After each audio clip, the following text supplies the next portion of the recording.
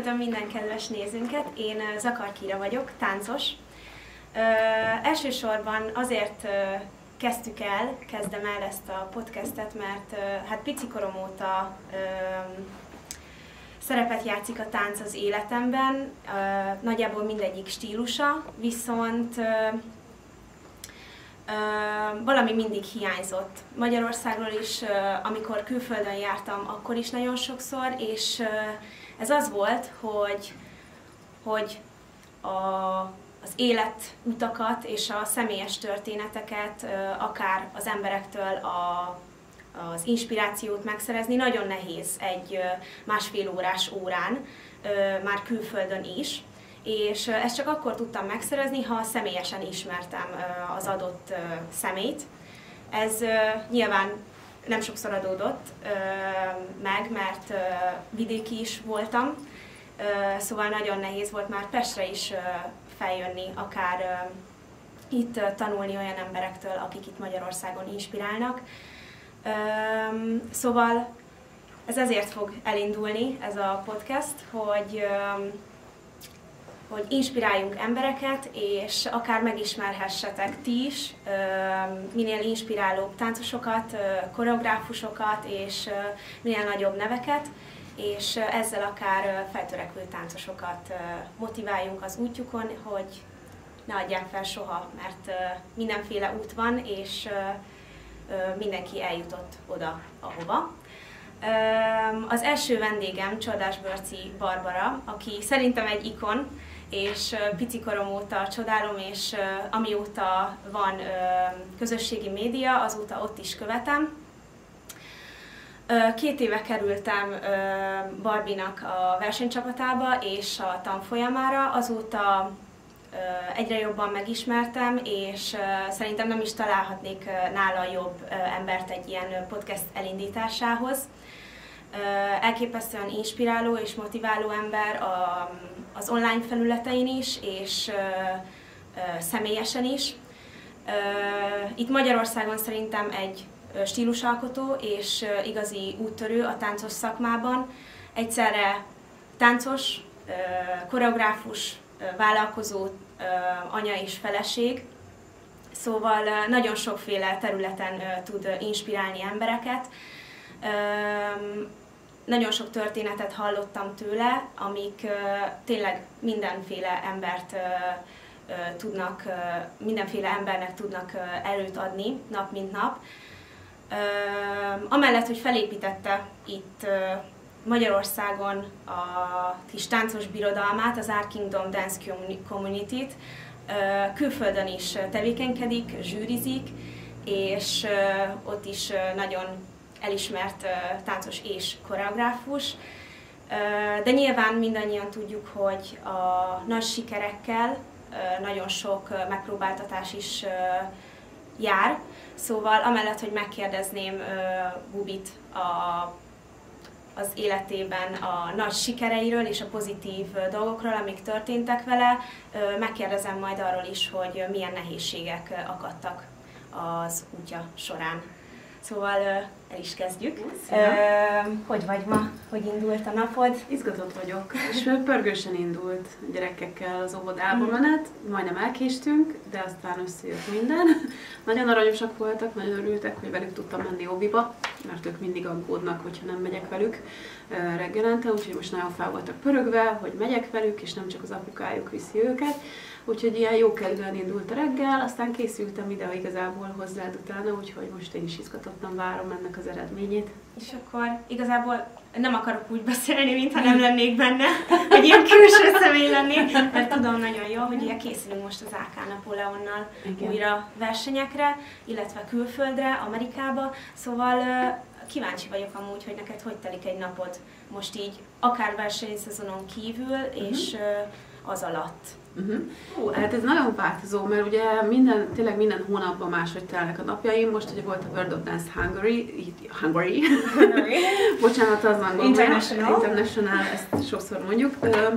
Ott azért úgy telt többnyire a napom, hogy tényleg nagyon keveset aludtunk, 6 körül már keltem is, ugye akkor összekészítettem a gyerekeket, hát mint egy anyuka, egy családanya, tudod, takarítás, kaja, előkészítés, ruha, beszélgetni velük, kicsit játszani velük, elindítani őket, utána rendbe tenni a lakást, házat, de ugye mellette folyamatosan jöttek az e-mailek, a kérdések a hazai versenyzőktől, szóval folyamatosan pörgött ez a social media felületeken való kommunikáció, és engem ez nagyon kifárasztott, hogy az igazat megmondjam, mert azt éreztem, hogy egy idő után nagyon elvesz belőlem. Szóval az a 3 hónap, ami arról szólt, hogy mekkora a színpad mérete, onnantól egészen addig, hogy mennyi csúnya szó lehet egy zenében, ez nagyon nem ad vissza. Ezek nem annyira építő beszélgetések, ezek ilyen információ áramoltatások voltak, és az idő alatt sajnos semmi időm nem jutott magamra, nem tudtam például otthon nyújtani, vagy nem tudtam egy felemelő olyan könyvet olvasni, ami engem fejlesztene. Úgyhogy például az a 3 hónap teljesen más milyen volt, mint amilyen a mostani szakasz.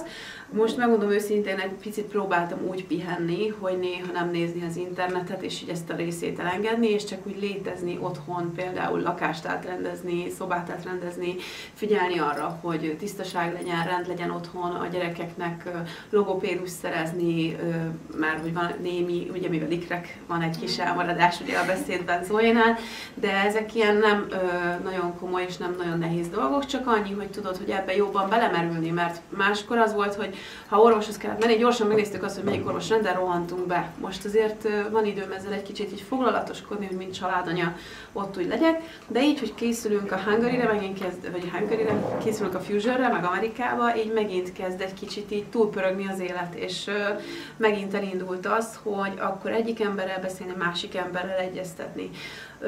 Nagyon szeretném, ha a Napóleon, mint egy külön márka, megállná a nevét. Ugye ez a versenycsoport, ez most már egy 8-10 éve létező csoport, és azért mondom így, hogy 8-10, mert volt egy másik formációnk, csak nem így hívtuk annak idején, de igazából ugyanezt a vonalat próbálta hozni, ugyanúgy próbált Magyarországra mindig valami kicsit olyat belecsempészni, amit esetleg még itthon nem láthatott mindenki.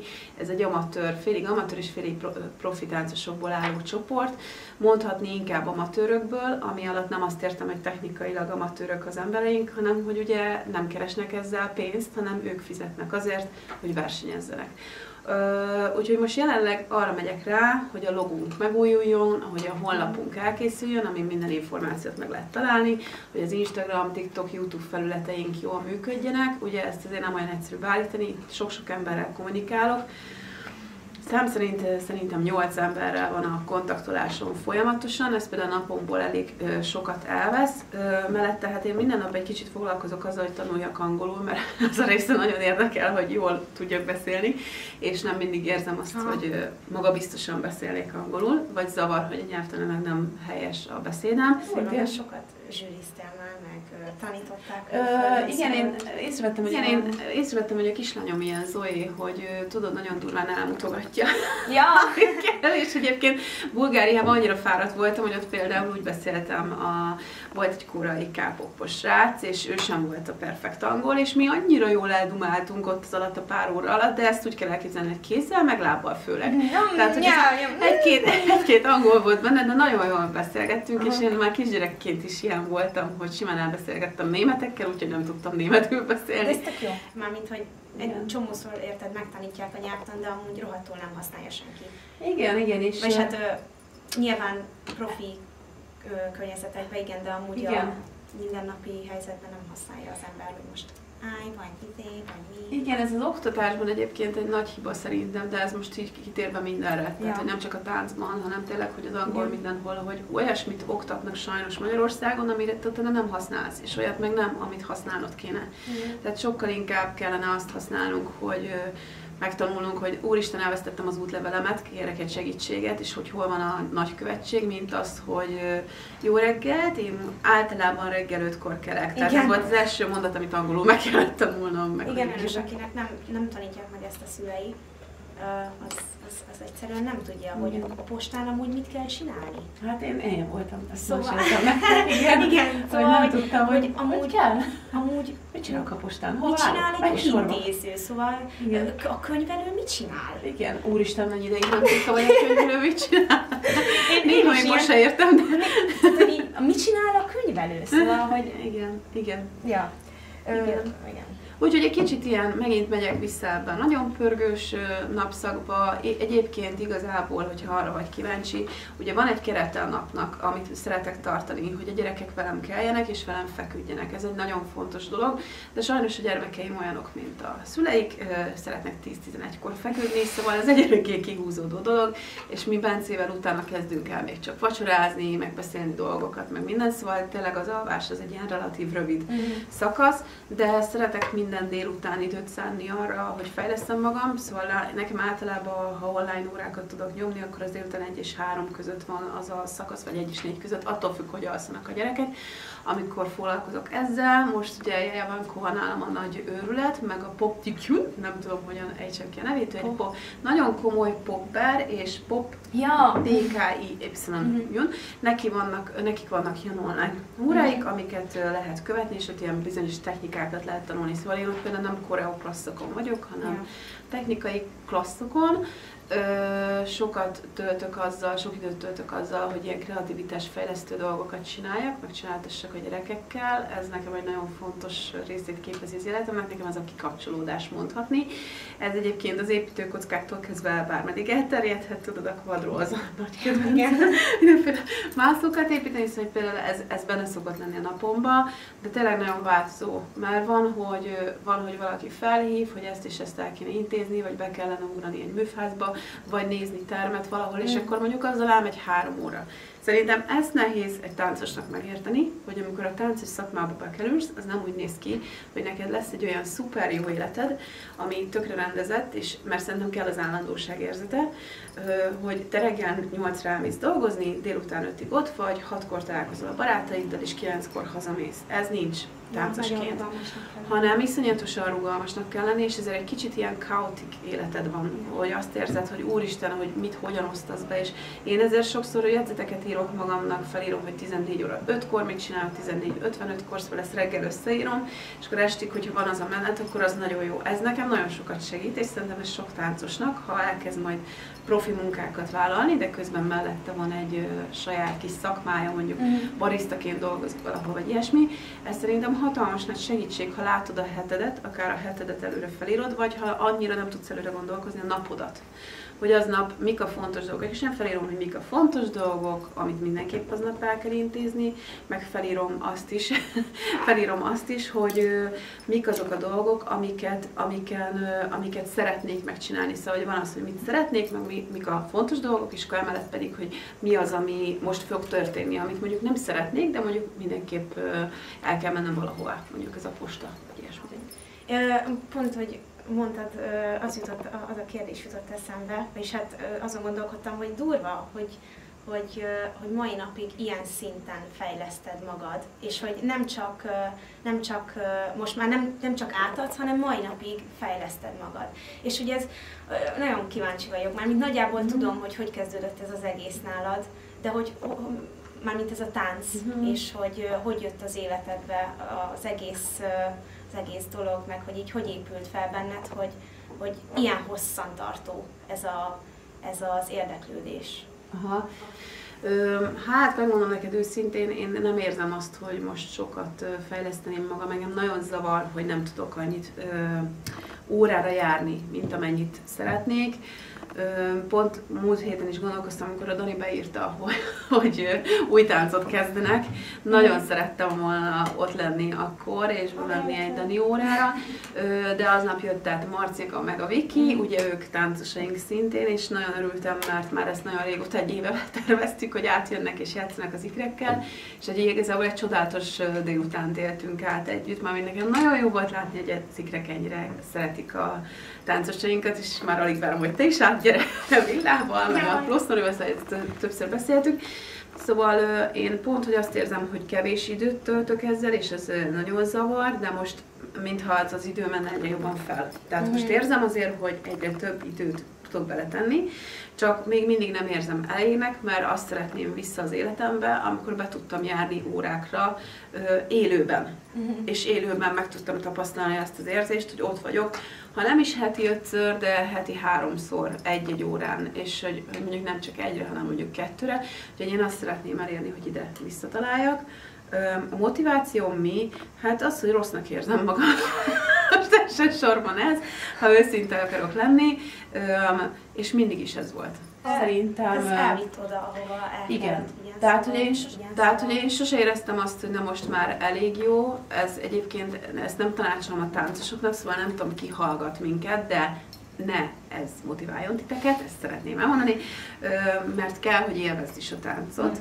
De én megtanultam élvezni a folyamatot, hogy hogyan jutok el A-ból B-be, vagy például pont egy Heffler-Dani órán, hogy mennyire kínszenvedés, elkezdenem megérteni, hogy mire dolgozik, hogyan dolgozik, hogy vannak egymás után a mozdulatok, és amikor már óra végén, mintha kapizsgálnám, aztán rájövök a következő órán, hogy de hogy ezt a folyamatot, ezt szeretem, és azt is szeretem, hogy amúgy inspirál sok mindent, tehát, hogy mint koreográfus igényt érzek arra, hogy tanuljak, hogy a vízióimat meg tudjam valósítani, és ebbe bele tudjak jobban menni, és jobb dolgokat tudjak kihozni, úgymond a víziókból. Szóval ez a kettő, ez nagyon fontos. És hol kezdődött tényleg? Vagy kezdődött szerintem nagyon sok mindenkit érdekel, meg nagyon sok mindenki nem tudja, hogy kicsi Barbie hol kezdett el táncolni, vagy hogy jött ez az életedbe, meg az egész, ahogy felépítetted. Ugye egy idő után ez tudatos volt, hogy például így most felteszek sok kérdést, aztán vagy hogy így témát bedobok, hogy azért te nevelted ki a legtöbb ma foglalkoztatott koreográfust és táncost, és hogy ez egy idő után tudatos volt az életedbe, vagy csak belülről jött, hogy ezt érzed jónak, amit teszel az emberekért, meg az egész így a biznisz része is. Érdekel. Igen. Őszintén nem volt ez annyira tudatos, hogy na majd akkor alattam lesznek azok a táncosok, akik aztán a jövőben tévében fognak szerepelni, vagy tévében koreografálni, de az nagyon tudatos volt, hogy én, amikor elkezdtem táncolni, és akkor mindjárt elmondom, hogy ez hogy kezdődött, akkor én nagyon sok akadállyal találkoztam. Itt beleértve gondolok a volt edzőmre, gondolok a szüleimre, gondolok sok mindenkire, szóval én folyamatosan azt kaptam, hogy nem. És egyébként az ő értelmezésükben ez valahol logikus is volt. Egy olyan lányt képzeljetek el, aki egy eléggé túlsúlyos, hasonló testalkatú volt akkor, mint most, csak más-két gyerek után cukorbetegen, meg más amúgy, szóval, hogy egy túlsúlyosabb lányt képzeljetek el, aki 18 évesen mindenféle előzetes tanulmány nélkül egyszer csak azt mondta, hogy rendben, ő beiratkozott egy iskolába, ami elvileg médiafejlesztő iskola lett volna, csak hogy az iskolát közben nem alakították át olyanra, szóval amikor felvételiztem általános iskolából középiskolába, vagy gimnáziumba, akkor mi úgy tudtuk, hogy a Hetényi József gimnázium, az egy gimnázium lesz majd, ami majd pont ezt a dolgot tanítja nekünk, hogy hogyan létezünk így a média terében. Csak hogy nem alakult át, és egészségügyi maradt. És ez egy hatalmas nagy szívás volt, elnézést, hogy így mondom, az ottani embereknek, és sokan egyébként így megragadtak az egészségügyi pályán, de a legtöbbünk, tehát én tanultam egészségtant, csak hogy értsétek, vannak osztálytársaim, akik mondjuk most a Szent Imre Kórházban, vagy volt osztálytársaim, akik most a Szent Imre Kórházban röntgenasszisztensek, vagy röntgenesek, de én magam azt sem tudtam, hogy mit kezdjek magammal. Én tudtam, hogy színész akarok lenni, meg egy Spice Girls tag, ez egy hatalmas nagy vágyam, imádtam focizni, igazából hülyeségekkel foglalkoztam, és nem vettem észre, hogy amúgy a tánc az állandóan az életem része. Ugyanis a Spice Girls videóklipekből az összes létező táncot megtanultam, Britney Spears összes táncát megtanultam. Imádtam táncolni, de én azt gondoltam, hogy én majd egy amerikai színész és énekes leszek, de soha nem tanultam úgy rendesen énekelni, szóval hogy voltak egy kicsit ilyen, nem tudom, kicsit ilyen izébe voltam. Tehát a mai 16 évesek, tehát hogy például a Villa mennyire tudatos, az számomra csodálatos, mert én ilyen kis, tudjátok, ilyen kis varázsvilágban országban éltem.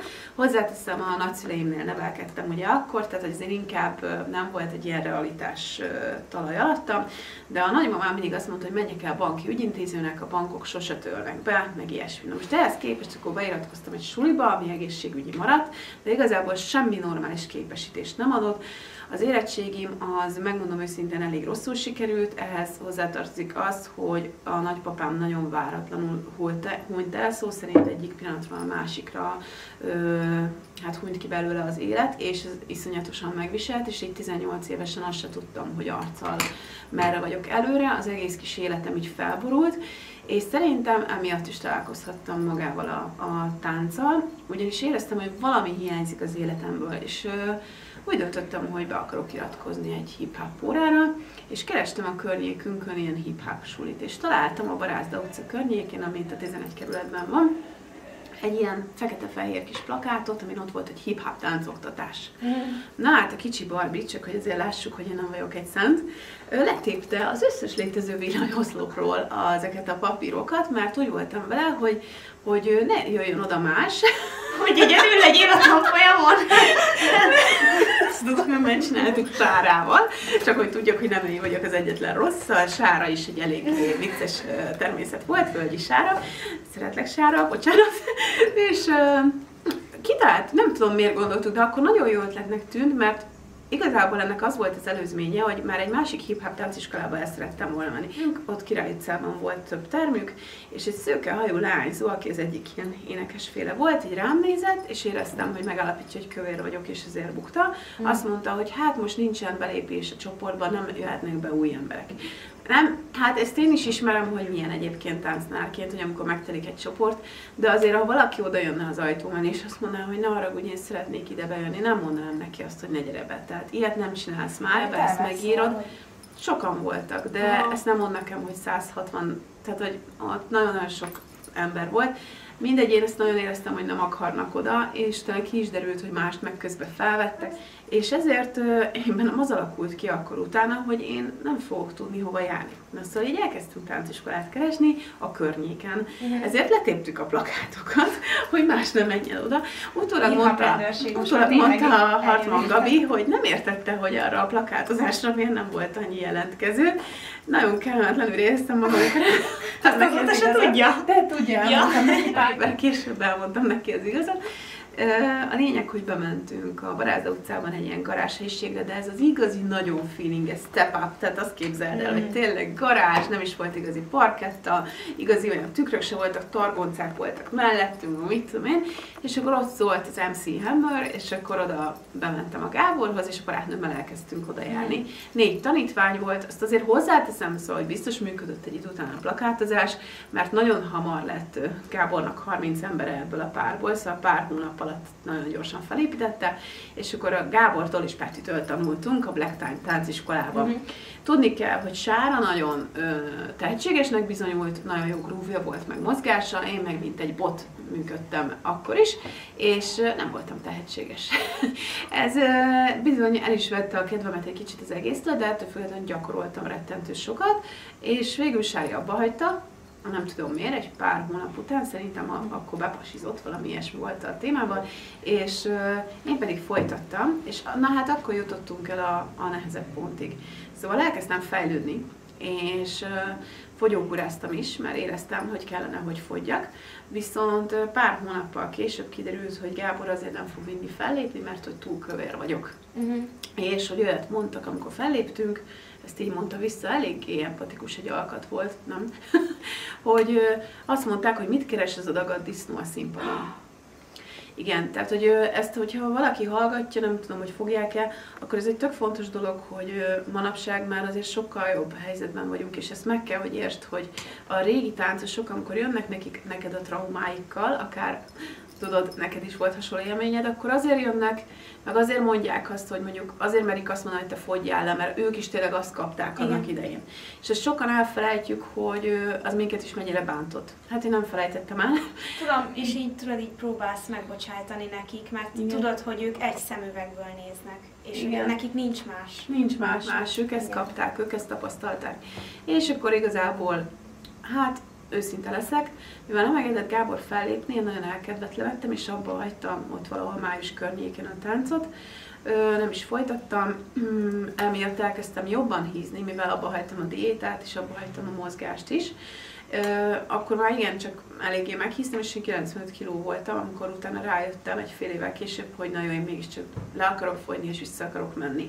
Kellett fél év, hogy eltávolodjak a tánctól, hogy rájöjjek, hogy ez nekem mennyire fontos.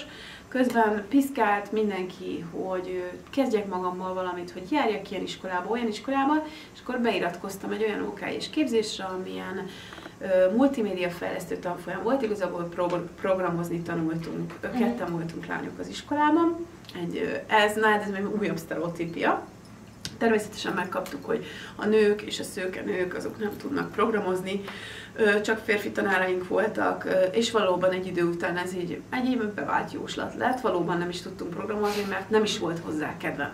És akkor ugyan befizettem a pénzt, meg a fél éves díjat, de emlékszem, hogy már januárban már nem jártam be, hanem felszálltam a 86-os buszra, mentem 3 kört vele, aztán hazamentem, és el sem mertem mondani senkinek se, hogy én amúgy nem jártam be az iskolába, mert azon gondolkoztam 4 hónapon keresztül minden nap, hogy mit kezdjek az életemmel.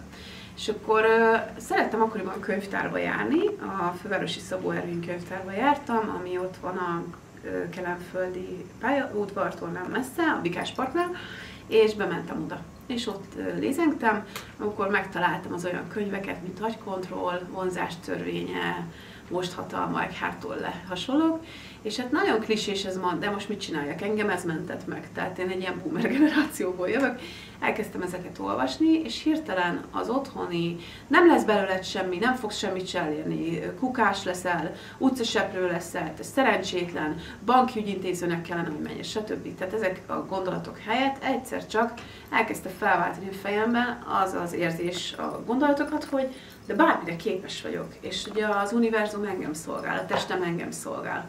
És engem ezek a könyvek mentettek meg, ez is vitt arra az elhatározásra, hogy fogjam magam, fogyjak le, menjek vissza és táncoljak. Nekem nem volt olyan terem, hogy tánctanár legyek, vagy bármi. Én csak a Háni akartam lenni a Step Up-ból. Ki nem? Vagy ugye érted, tehát hogy a Háni a Hániból, és a Step Up-nak az egyik főszereplő. Igen, jól összevontam a táncos filmeket. Ez akkoriban jöttek pont ezek a táncos filmek. Nekem csak ennyi volt az álmom, hogy hadd táncoljak, és akkor azért dolgozok, hogy majd táncoljak, hogy kifizessem a táncra a bérletet. És igazából így jött vissza ez az egész, leadtam 35 kilót, ami persze egy külön, szinte lehetne egy külön sztori, hogy 8 hónap az hogy telt el, meg ilyesmi, de nagy vonalakban leadtam 35 kilót, és 1 évvel és 3 hónappal később odaálltam a Hartmann Gábor elé, hogy ne tessék, itt vagyok. Előtte felhívtam telefonon, hogy visszamehetek-e hozzá, mondta, hogy igen, szeptembertől van beiratkozás. Visszamentem.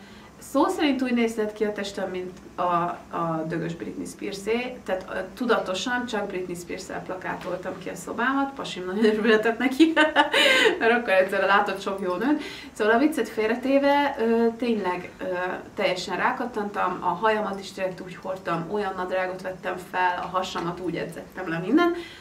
Utólag nézem, hogy hústan, szép testem volt, de hát azt hittem, hogy kövér vagyok, szóval sajnos ez egy másik sztori lehetne, hogy mennyire durva az, amikor lefogysz 35 kilót, és az agyad nem áll át. Szóval az agyam annyira nem állt, tehát nem volt akkora önbizalmam, de tényleg X-es és New Yorkeres nadrág volt rajtam, szóval egy durva, hogy mennyire is ripi-tapi és tényleg, és full kockás has. És visszamentem a Gáborhoz, aki természetesen nem ismert fel. Én meg ugye azt hittem, hogy de hát ugyanaz a nő vagyok, mint az előtt, és nagyon vicces szituáció volt, amikor így engedte be az embereket, és akkor kétszer is köszöntem neki, és akkor tudjátok, így visszanézett, és Barbie, de hát érthető, mert ugye előtte a hajaszínem is más volt, nem sminkeltem, stb. Szóval egy vadi új embert látott ott, és nagyon hamar a kedvencévé váltam, heti 4-szer jártam hozzá edzeni, ami az van. Durva. Akkoriban Ennyit kellett megtenned ahhoz, hogy... Nem, én adtam. Tehát, hogy nekem volt az, hogy heti 2-ször volt edzés, de mondom, hogy járhatnék 4-szer, akkor mennék kezdőre is, meg haladóra is, hogy újra fejlődjek. Elhangzottak ezek a szavak, hogy nem vagyunk elég jók, és tényleg ilyen csúnyán volt ez kifejezve, hogy szarok vagytok, nem elég jó, pontatlan, de hogy ezek ilyen csúnyán. A lényeg, hogy 1 évvel később, tehát eltelt ott egy pár év, úgyhogy én jól éreztem magam, meg minden, de amikor bejött ez a franciaországi vagy világbajnokság, és a hollandok ilyen hatással voltak ránk, akik még nagyon ilyen menő stílusuk volt. Most nem tudom, hogy fejezzem ezt ki, mert erre van egy szavunk, csak nem tudom, hogy használjam. Ja. Hogy ilyen menő, nem is tudom, ilyen R&B, stb. Szóval, hogy ilyen jó, gettós, gettós vibe-ük volt. Akkor itt tényleg nagyon rosszul éreztem magam, és egy pár hónappal később én kérdeztem, hogy hogyan fejlődjek, és ugye Gábor erre azt mondta, hogy szerintem én nem vagyok képes tovább fejlődni, mert át fogok fejlődésbe. Ez a legjobb dolog, amit egy táncosnak mondhatnak. Igen, 20 éves voltam, ott álltam úgy, hogy az, akit a legjobban szerettem, és aki úgy nevelt fel, mint gyereke lennék, az már meghalt. Nem volt egy apaképem, mert nem élt velünk az apukám, neki új családja volt, ezt el is mondta, hogy ő azzal boldog.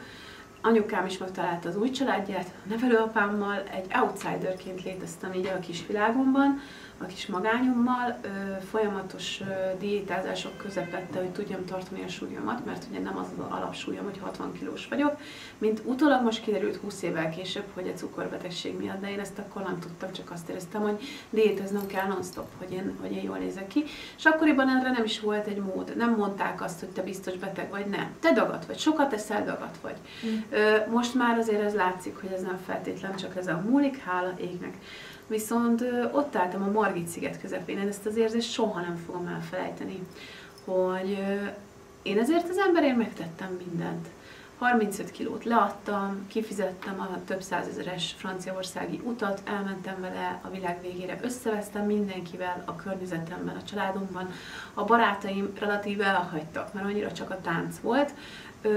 Tényleg mindent megtettem, és erre ez az ember, akit én így istenítek, és nekem ő egy ilyen apa helyett apa volt, azt mondja, hogy nem vagyok képes tovább fejlődni.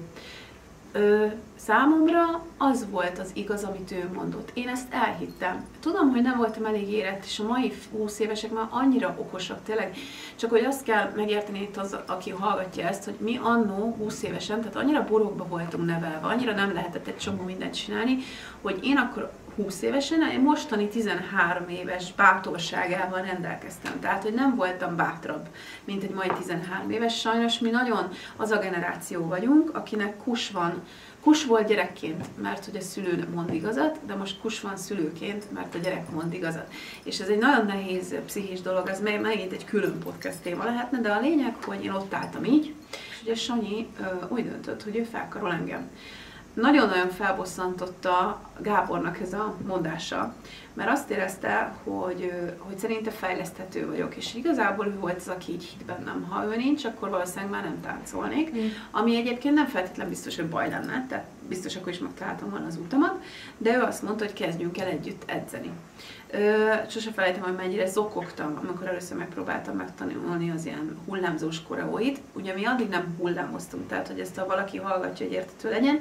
Nagyon szöges mozgásokat csináltunk annó a Gábornál, minket úgy csúfoltak a táncos berkekbe, hogy pingvinek, mert hogy ugye tulajdonképpen csak totyogtunk, és totyogással váltottunk térformát kezekkel. Viszont Gábornak olyan zseni agya volt, hogy mindent megnyertünk. Nem volt olyan verseny, ahol ne nyertünk volna Magyarországon. Még nem egyszer csak eljött az, hogy bejött ez a kicsit ilyen R&B-sebb stíló, és a Szabó Tomi összerakott egy olyan prodot, ami egy kicsit jobban hajlazott az ilyen amcsi videóklippeknek a vibe-jára, és akkor mondjuk másodikok lettünk. Na, és akkor ugye itt már beindult a Gáborban ez, hogy fejlődjünk.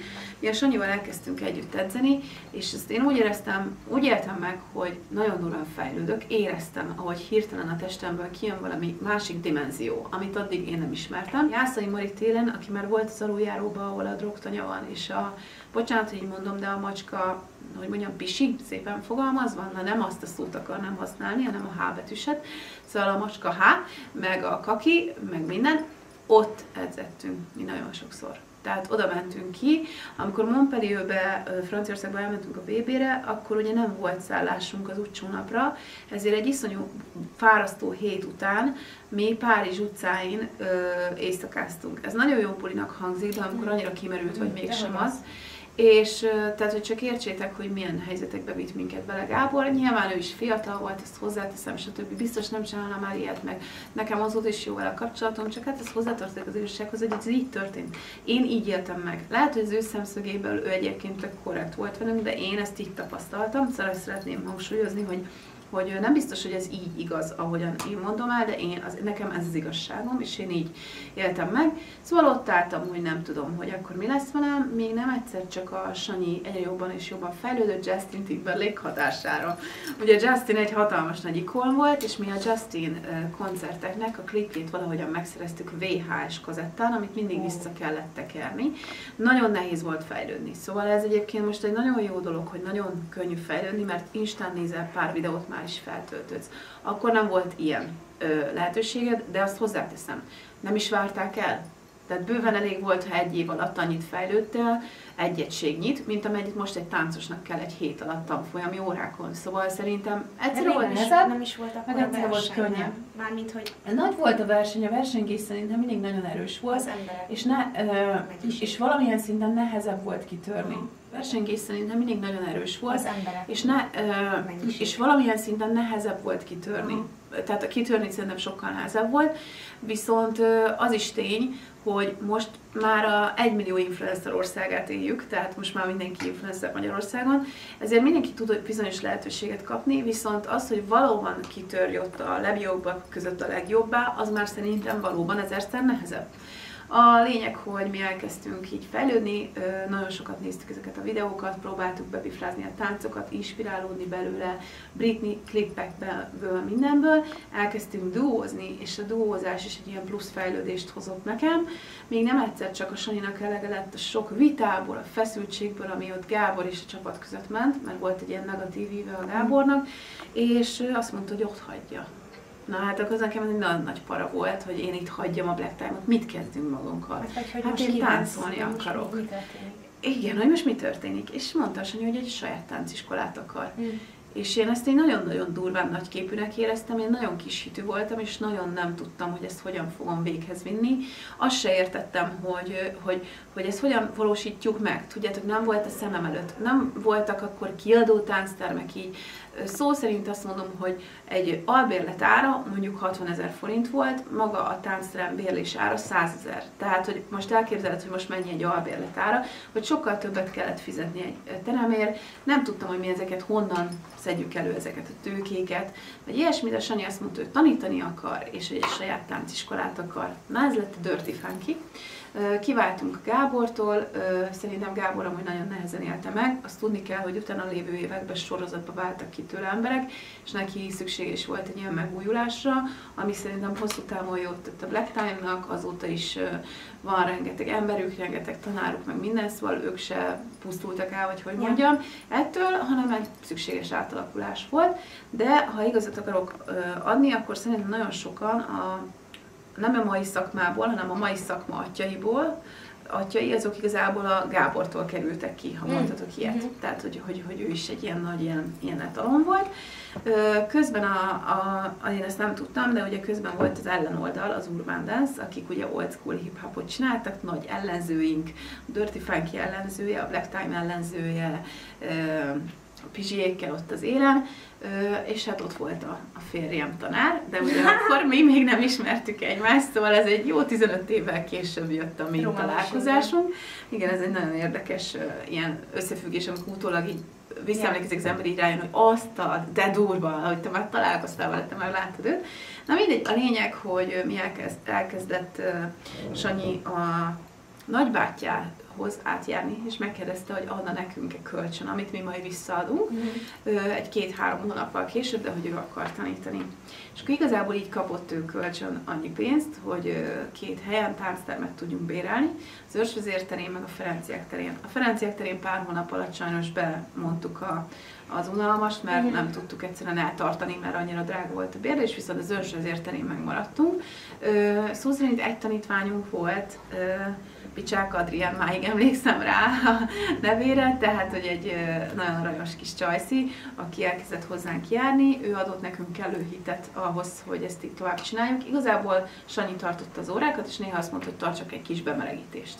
Az nekem egy ilyen kis stílusgyakis rázós. Akkor is jártál az órára. És folyamatosan ott voltam a Sanyi óráin, és tanultam a számomra megtanulhatatlan koreográfiáit, amik utólag is így rohadt nehéznek tűnnek, és elkezdett tanítani.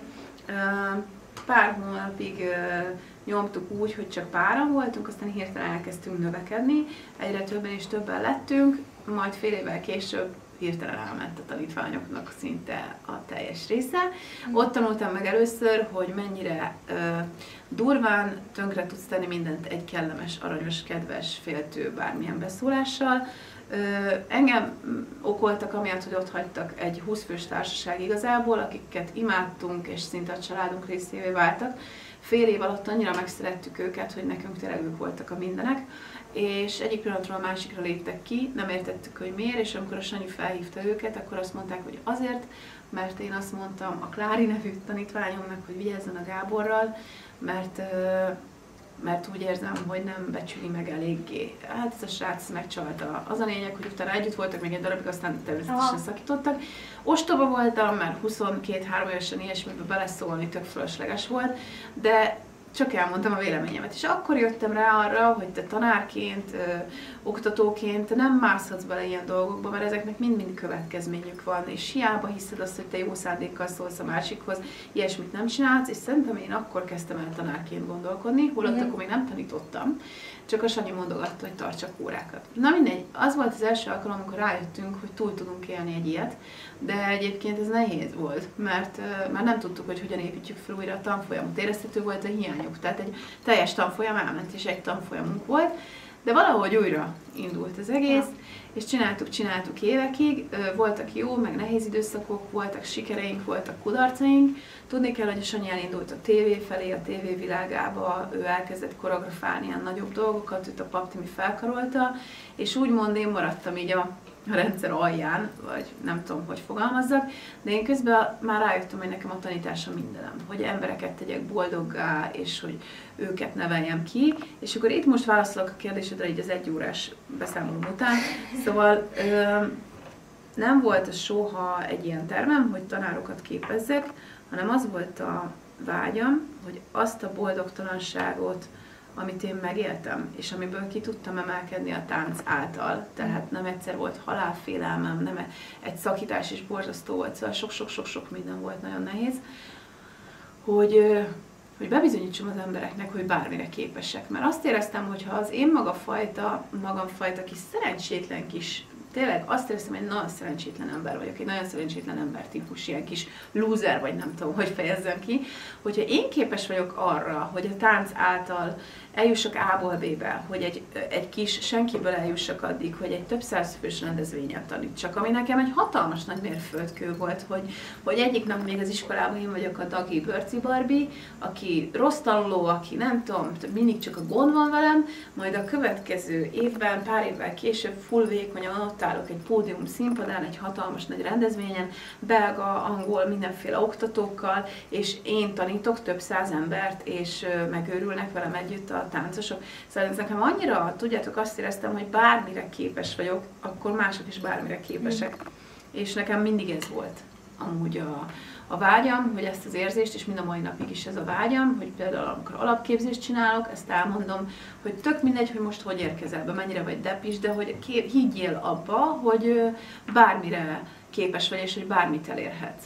És ezt az erőt akarom átadni. Az, hogy már valaki emiatt eljut Amerikáig, mint Geri, vagy hogy tánccsapatai vannak, vagy tánccsoportja van, vagy hogy tényleg nálunk tanít az Alkában, bármit tényleg, vagy az X-faktorba koreografál, ez már egy plusz jó, de őszintén én azt érzem, hogy nagyon sok ember amúgy nem is fogja föl, hogy ez mekkora szerepet játszott az életében, hogy ő az Alkában volt, vagy csak utólag nem akar róla megemlékezni.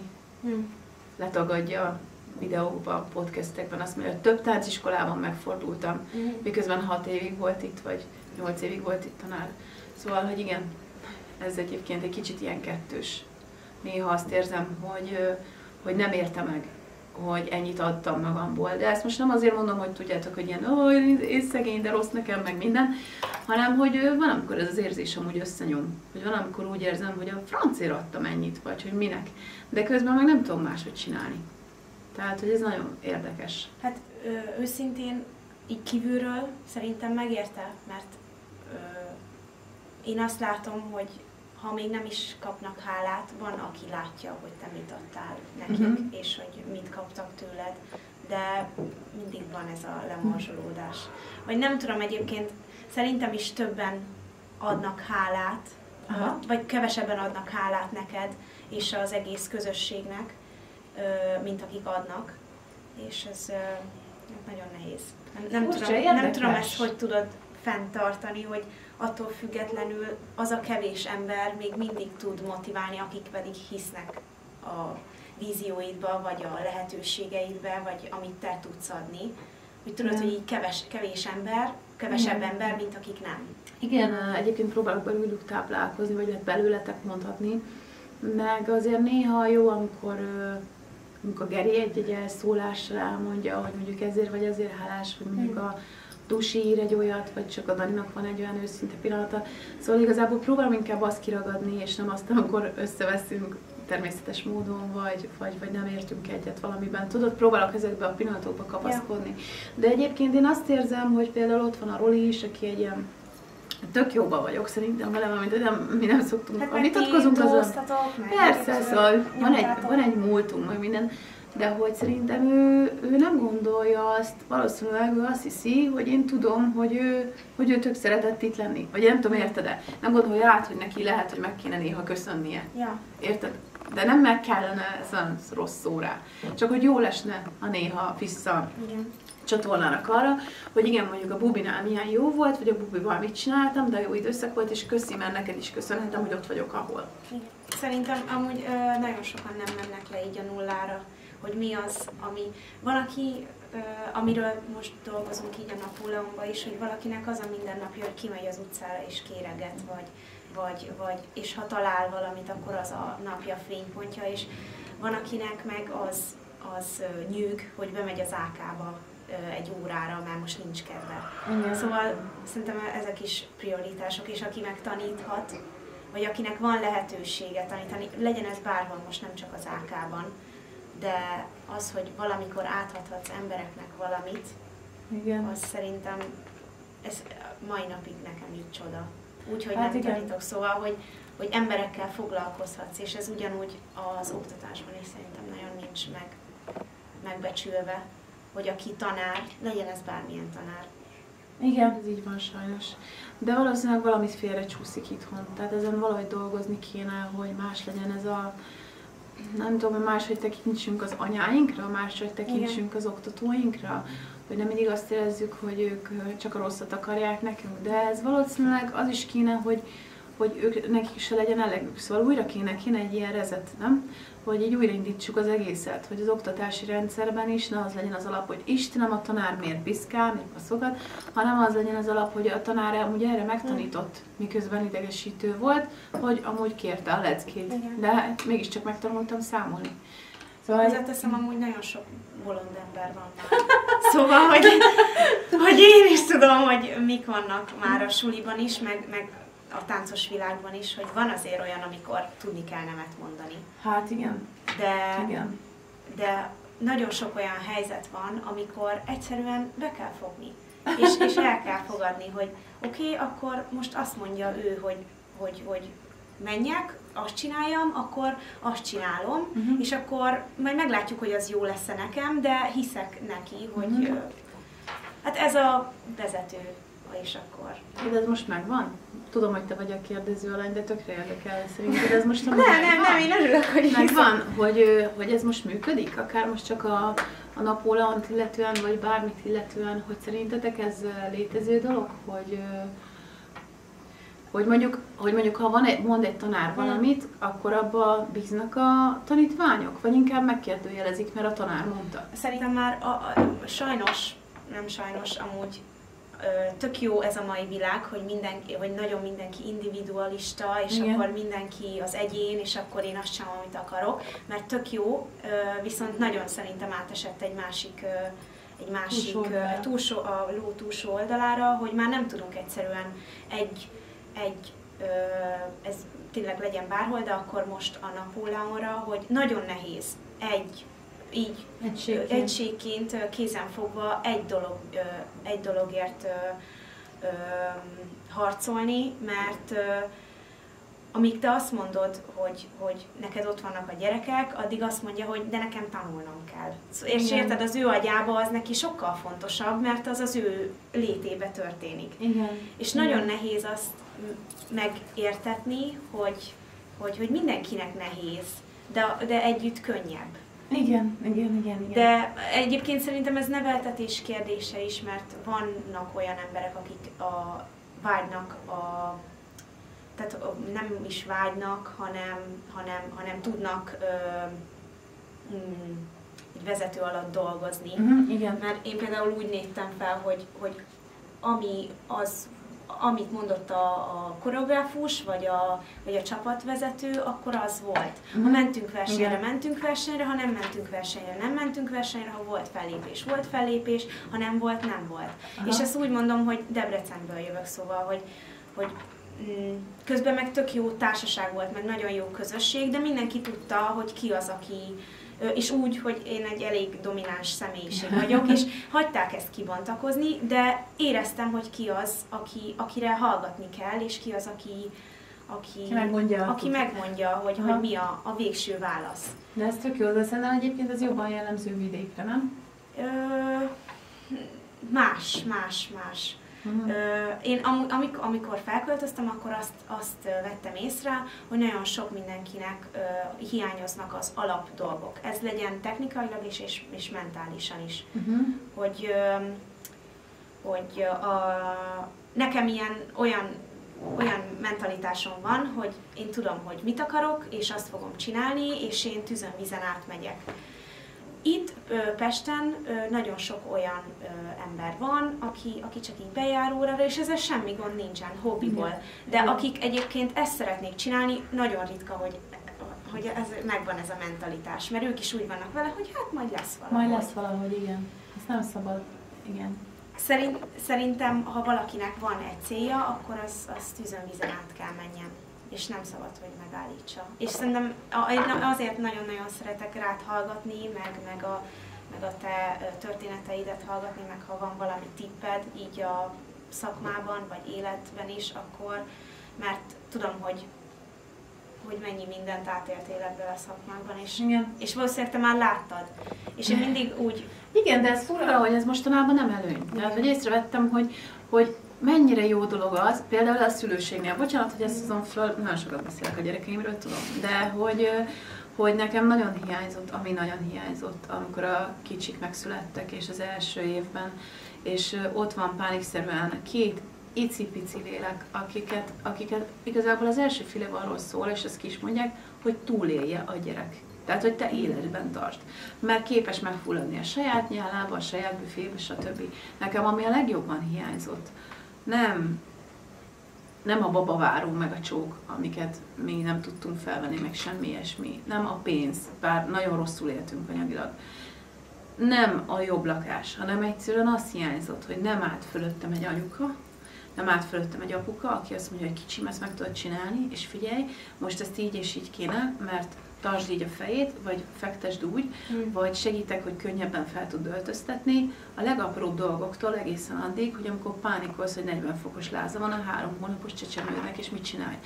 És tök érdekes, hogy én azt veszem észre, hogy én nagyon vágynék az ilyen tanácsokra, én úgy örülnék egy mentornak, aki nem az, hogy felettem áll, de hogy értitek, hogy ő már átélt olyasmit, amit én, és adna tanácsokat, hogy Barbie, ezt így és így kellene csinálni, vagy nem is az, hogy megmondja, hogy helyettem, hogy csináljam, csak hogy ad ötleteket, vagy elmondja, ahogy amikor ő szül gyereket, vagy bármi, de hogy ezek nincsenek, viszont hogy sokszor, meg a mai fiatalok, és ez bocsánat, hogy általánosítok, mert biztos vagyok benne, hogy nem minden fiatal ilyen, csak sokszor találkozok ilyen szituációval, hogy egyszerűen, hogyha elmondod, hogy te mit tapasztaltál meg, akkor jó, te egy nyomorult boomer vagy, aki biztos hülyeséget mond. Hát hogy mondanék hülyeséget, ember? Én már átmentem azon, amin még csak te fogsz.